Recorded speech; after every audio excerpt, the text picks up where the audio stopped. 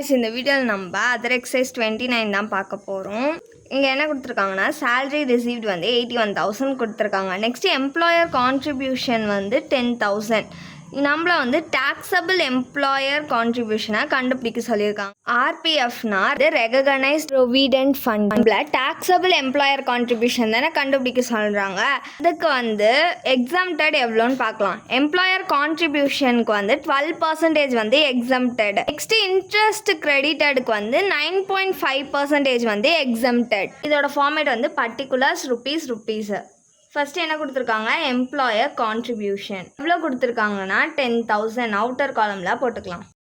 இதோட minus exempted வந்து நம்ம எதிலேருந்து கேல்குலேட் பண்ணோம்னா salary, dearness allowance for service benefit, அதுக்கப்புறமா commission on sales, commission on turn over, இதுலேருந்தே எடுப்போம். இங்கே வந்து சேல்ரி கொடுத்துருக்காங்க. சேல்ரி வந்து எவ்வளோ கொடுத்துருக்காங்க, 81,000.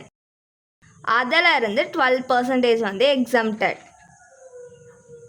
இதை நம்ம கேல்குலேட் பண்ணோன்னா நம்மளுக்கு 9,720 ருபீஸ் கிடைக்கும். இப்போ இது ரெண்டுத்தையும் மைனஸ் பண்ணிக்கணும். மைனஸ் பண்ணால் 280 ருபீஸ் கிடைக்கும். இதுதான் வந்து டாக்ஸபிள் எம்ப்ளாயர் கான்ட்ரிபியூஷன்.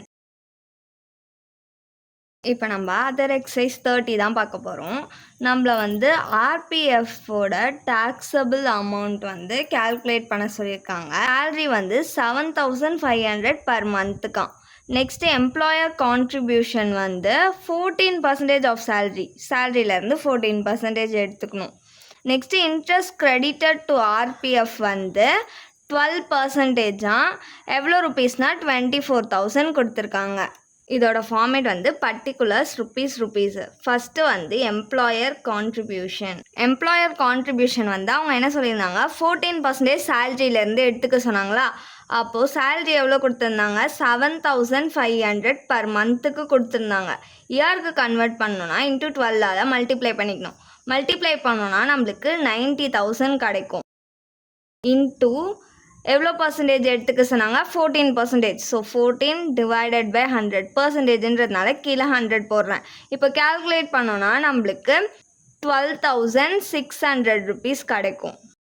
இதோட மைனஸ் எக்ஸம்டட் எவ்வளோனா 12% ஆஃப் சேலரியிலேருந்து 12% எக்ஸம்டட் பண்ணணும். சேலரி அவங்க எவ்வளோ கொடுத்துருக்காங்க, 90,000 கொடுத்துருக்காங்களா. ஸோ 90,000 இன்ட்டு 12 டிவைடட் பை 100%ன்றதுனால கீழே 100. இப்போ வந்து இதை நம்ம கேல்குலேட் பண்ணோன்னா நம்மளுக்கு 10,800 ருபீஸ் கிடைக்கும். இப்போ இதையும் மைனஸ் பண்ணணும். மைனஸ் பண்ணால் 1,800 ருபீஸ் கிடைக்கும். நெக்ஸ்ட்டு வந்து இன்ட்ரெஸ்ட் கிரெடிட்டட் கொடுத்துருந்தாங்கல்ல. இன்ட்ரெஸ்ட் கிரெடிட்டட் எவ்வளோ கொடுத்துருந்தாங்க, 24,000 கொடுத்துருந்தாங்க. அதை இன்னர் காலமில் போட்டுக்கலாம். மைனஸ் எக்ஸம்டட் எவ்வளோனா இன்ட்ரெஸ்ட் கிரெடிட்டடில் இருந்து 9.5% பண்ணணும்.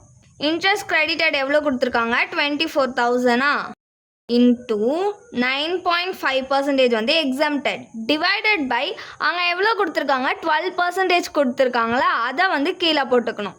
இப்போ இதை நம்ம கேல்குலேட் பண்ணோன்னா நம்மளுக்கு 19,000 கிடைக்கும். இப்போ இது ரெண்டுத்தையும் மைனஸ் பண்ணி அவுட்டர் காலமில் போடணும். மைனஸ் பண்ணால் நம்மளுக்கு 5,000 கிடைக்கும். இப்போது இங்கே இன்னர் காலமில் வந்து ஆட் பண்ணிக்கணும். ஆட் பண்ணால் நம்மளுக்கு 6,800 ருபீஸ் கிடைக்கும். இது வந்து taxable RPF. Thanks for watching.